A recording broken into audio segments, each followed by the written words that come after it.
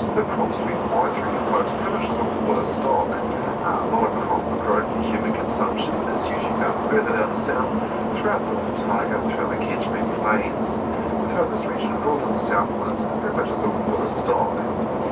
But during the spring and the summer, very popular summer crops. We have a little bit of kale through here, we have a lot of rocket, and we have a lot of lucerne as well.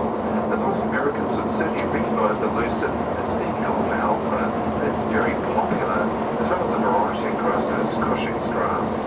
Over the past few months prior to the summer, farmers are cutting as much of the grass they could into silage, baleage and stock feed. This is all dried feed, getting everything ready for the upcoming winter. And with the winter period, very popular winter crops. We have a lot of chimolia or chow, as known. This grows quite tall, it's quite stalky, it's got a very flat wood green leaf. And farmers have been having amazing crops of chow. Also have a lot of this all the way down to tiana. It grows about chest height. But also we'll see a lot of rye, and also what we know as swede.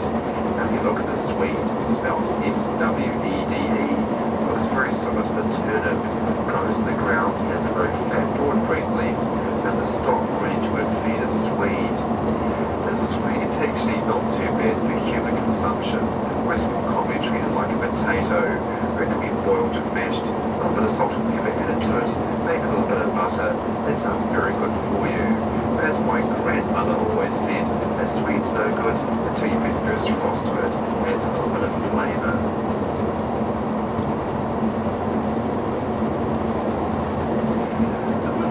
The normally cold conditions we get through here, again it's 9 degrees outside there folks, 9 degrees, it should be -8 or -9, so quite the opposite. But during this time of the year, farmers are employing an interesting grazing technique, which we know as strip grazing. Now with the, as I said, the usually cold conditions we get, temperatures well into the freezing, we're not going to get a lot of natural regrowth for crops because of the cold conditions. So to extend the pasture life, farmers use an electric fence and actually partition or section areas of pasture land off, and every few days or so the farmers move that fence just a few more metres for a real fresh crop. And it's what we know as strip grazing, and also obviously all the way down to tiana. It's quite a common grazing technique done during the winter. Now farmers will supplement this with a lot of silage, baleage and dry feed as well, and supplement winter feed. In the lowland areas here, folks, a very common question is during the winter you get heavy snowfalls. What do you guys do? Why do you got a shelter for the stock like we do in Europe? Do you winter them? No, we don't. They'll stay here 365 days of the year, rain, hail or shine. And the only time we really do anything for them is really the broad sheep. There's times of particular heavy snowfall, and we have to employ a technique known as snow raking. That's getting your farm vehicle, either a tractor or ute, and creating deep paths through the snow drifts, and actually manhandling the poor old sheep to safety. Tails going on the clappers as they're getting a good feed off their mum. I just can't help think to myself, still a few more months after this, there's got to be raw roast lamb, raking lamb chops, and sauce, maybe some potato and gravy. Oh, I do love a good feed of lamb. But not long after lambing season, we move into tailing, and that's where we remove the tail from the wee lamb. So it's done mainly for health reasons, because quite often people make a comment that sounds really mean, why do you cut the tail of the lamb? As I said, it's done for health reasons. If you leave the tail of the lamb, as it grows larger and larger, with what comes out of the very rear end of the sheep, it's not very nice. This can get all clogged up with a thick wool. That'll attract blowflies or land and lay their eggs. That'll hatch into maggots, and the end result is not very nice for the poor farmer has to clean this up while the stock has to suffer through this. And it's what we know as fly strike. So to prevent fly strike from occurring, we remove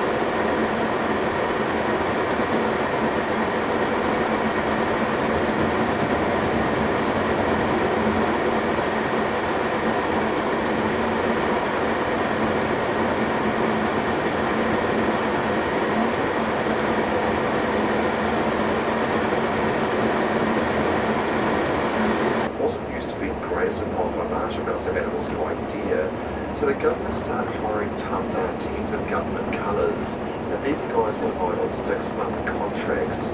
Every 6 months they're required by the contract to shoot a minimum of 1,100 deer or face losing their contract with the Crown. Such the problem with deer in New Zealand at that time.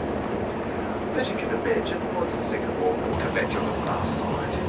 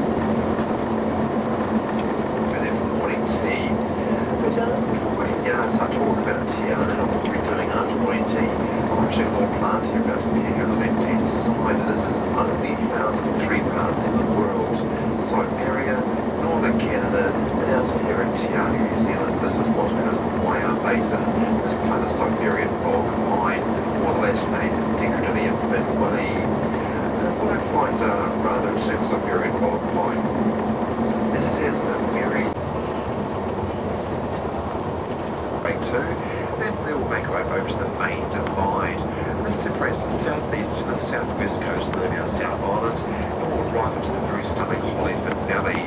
Now that's absolutely amazing, heavily glaciated, and we'll travel through the valley all into the Homer Tunnel, again going through the probably about just after midday today through the Homer Tunnel, and again arriving into the Cleddau Valley. Again we'll try and squeeze into the stop and then another walk as well, and again arriving at Milford Sound at just after 1 o'clock today. So good morning, wakey wakey, if you're fast asleep, ohayou gozaimasu. Welcome to Te Anau, very much seen as being the gateway to the Fiordland National Park. Now, during a short time here in Te Anau, if you happen to hear a rather loud air raid siren wailing away, it's a call for the Volunteer Fire Brigade. Now, lots of little townships like Te Anau dotted throughout New Zealand, a lot of them don't have any full-time firemen.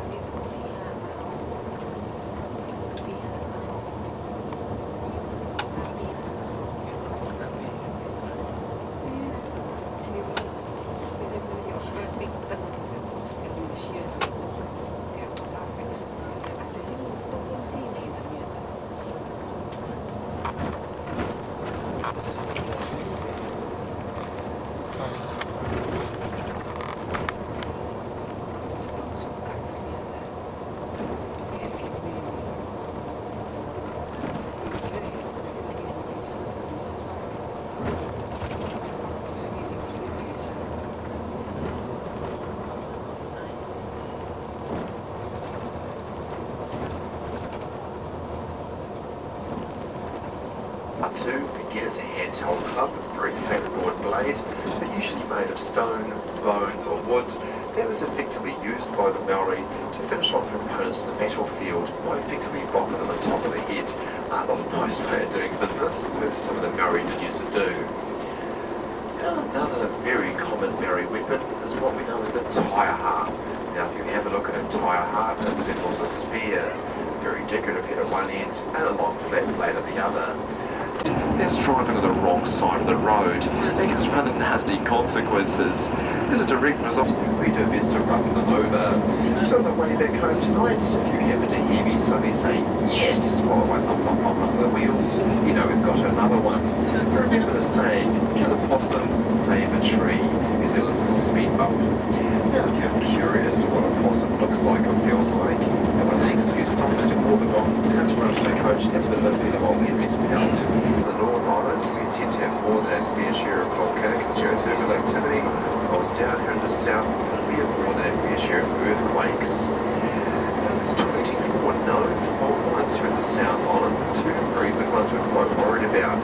It's the Alpine fault line, runs right through the backbone of our Southern Alps. They're running off the southwest coast, with the Tasman and the Pacific Plate. Now the Tasman and the Pacific Plate, these two plates are slowly grinding towards this beautiful U-shaped valley. This is the Eglinton Valley, and it's going to be the starting point for us for the Fiordland National Park. Inside the valley off to the left is a mountain range known as the Urals, and a mountain range off to the far right incorporating part of the Livingstones. So when we get into the Eglinton Valley and you look at all the mountains, please try to remember that there is not a lot of soil content to these mountains. It's all mixed together and they start surviving as a collective group. Now what we find that happens on a regular occurrence is that one or two trees will eventually become sick and then die, or this dead weight is then supported by its friends. We might get a big storm come through, and these trees are not going to support this weight, and they'll simply let their colleague go. When this occurs, they'll take a few of their friends with them, and the result is what we know as a tree avalanche. Now in September of 2008,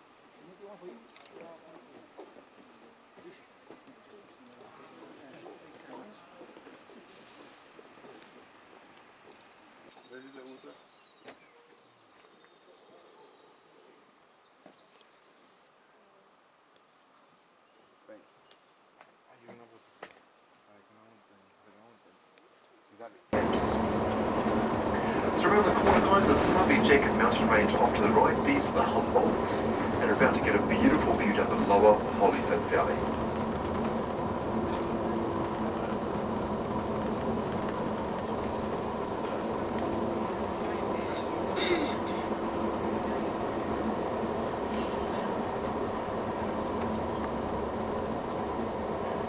Roll so in here so you can get some nice photographs of this. What a beautiful view of this view.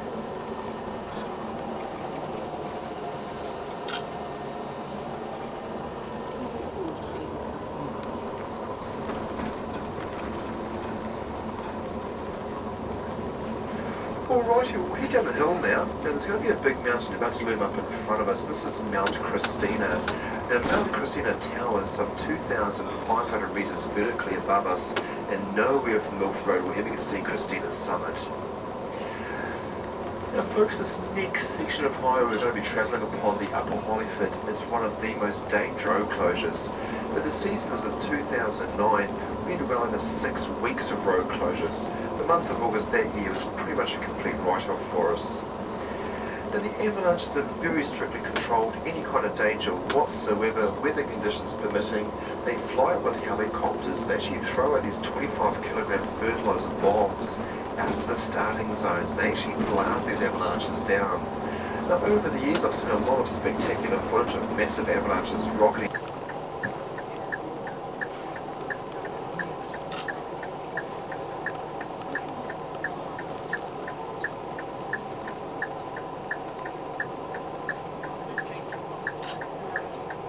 Everyone runs out, it creates a run-out zone or a run-out path. We've got a major one about to come into view on the right-hand side. This is known as Queenstown 3. You'll see over the years that you can see some of the glaciers up high here as well. These are a bit of a taste. These are very tiny, almost like baby glaciers.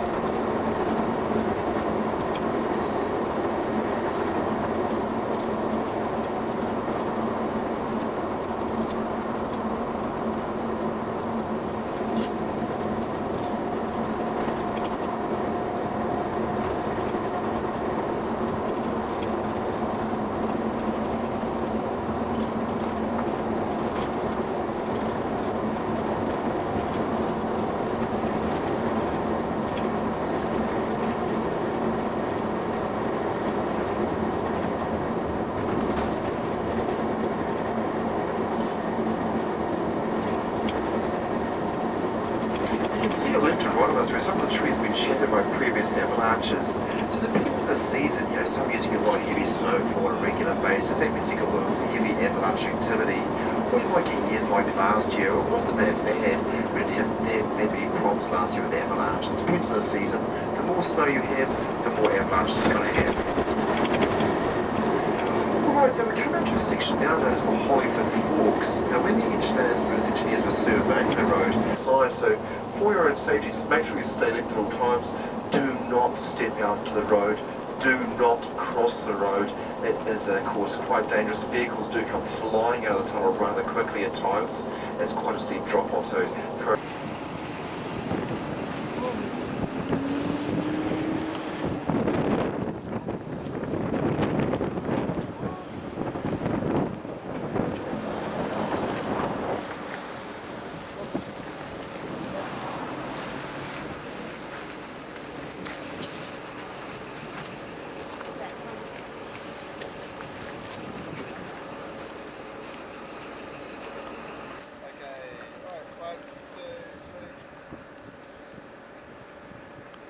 beautiful. Cool. Thank you. Cheers. Thank you.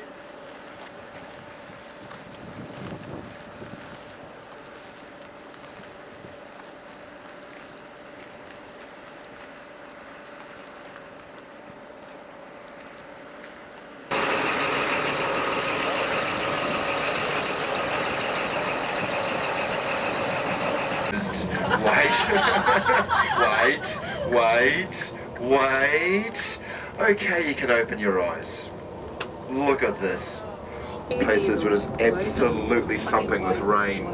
Now a few weeks ago when we came out of the tunnel, the rain was so heavy my windscreen wipers couldn't quite keep up with it. But the amazing thing about this was the wind. The wind was so strong it actually blown the waterfalls vertically back up the mountains. And all the years I've been doing this, only really have a handful of occasions seen this actually happening. It's absolutely amazing. Well friends, we're stopping here as well. This is known as, of course, helipad, or helipad 1, or loop 1, so helipad. So we'll pull in here for a couple of minutes, we'll get some great photographs, we'll carry on. Just a couple of minutes here, guys. We've got another lovely walk to come up for you as well.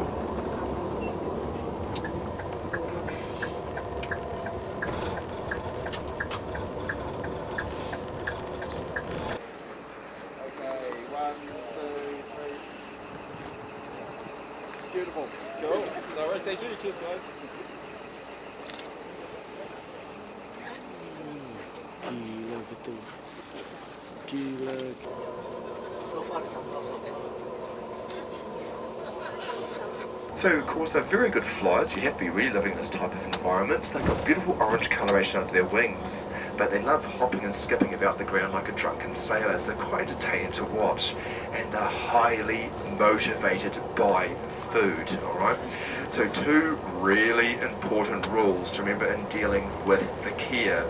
Do not touch the kea. Do not feed the kea. Don't touch them. They have a very powerful beak. They can very easily remove your finger or plural fingers. That beak has been described as being like a little miniature can opener. If you leave your car behind, or if your rental car is broken down, for example, and keas are around, guarantee by the time you come back, region. There's scenic flights. There's some of the best flights you can do actually in New Zealand. I've done all of them, and after probably rate Friends Joseph and the Milford Sound one's probably the best. So if you're interested in those options, come and see me here at the Chasm, or your last chance is when we arrive at Milford Sound. Alrighty folks, the next few minutes or so, enjoy some of these lovely views of the Clethau Valley as we descend down towards the chasm, and I'll come back to you in a few short minutes as we arrive at the chasm itself.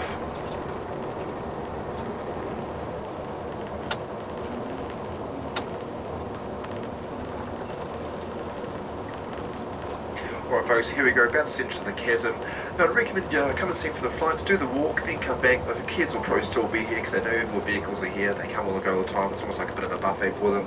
You know, people have got to feed them. So I recommend you go do the walk first there guys, then take photographs of the Kias afterwards, alright, so really important. We'll head down the driveway there guys. You can see this lady staying here, standing on the left-hand side. That's where this track starts, guys. So follow the track up and around, and it brings you back out again the same place you actually start, okay? You know, here's a Kia here, there's another on the roof. Look, two of them are trying to get off the old skiddy racks there.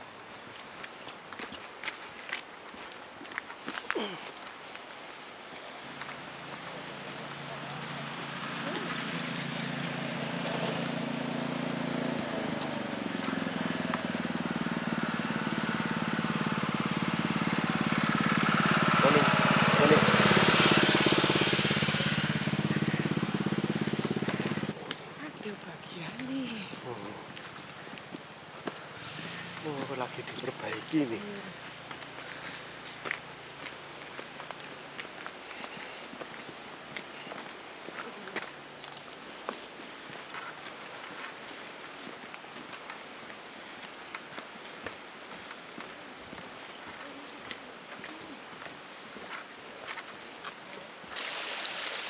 Oh, Just going around. circle. Circle. Apa itu kayak no foto.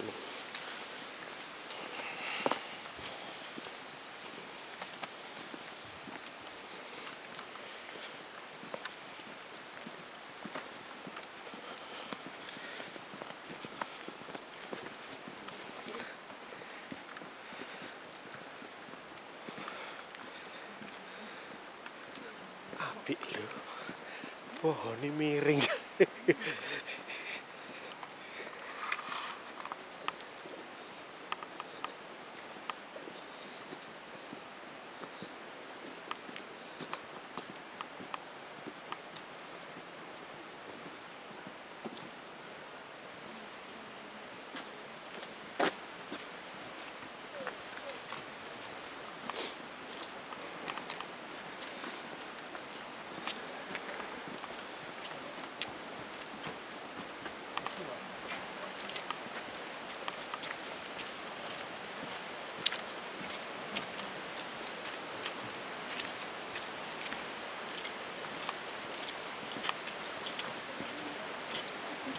Iya pinter ya, nggak dikasih licin. 应该你需要离这个瀑布有一段距离，然后再看会比较好。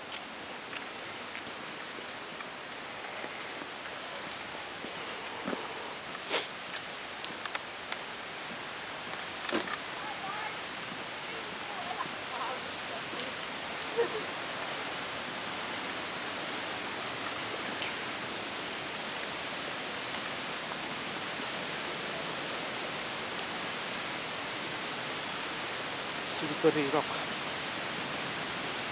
Hati-hati slippery rock.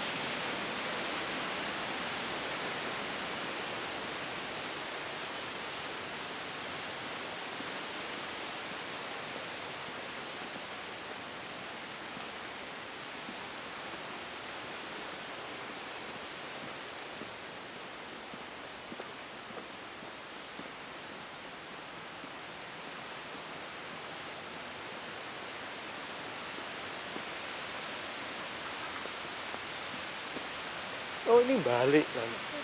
Iya, ini balik. Going back ya.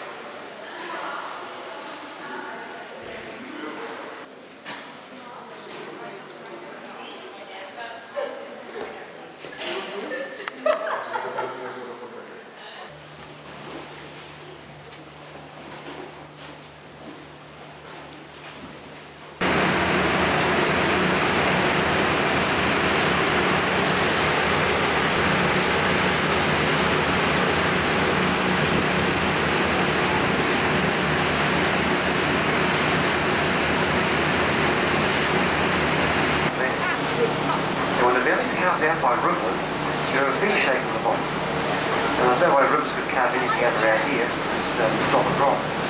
The glacial carved valley is almost a U shape. That includes Milford Sound. Take the water out of this field, you find the round bottom down there too, because down here, of course, they can come down like this. Api mencapai sayang api. Iya, kan terusnya.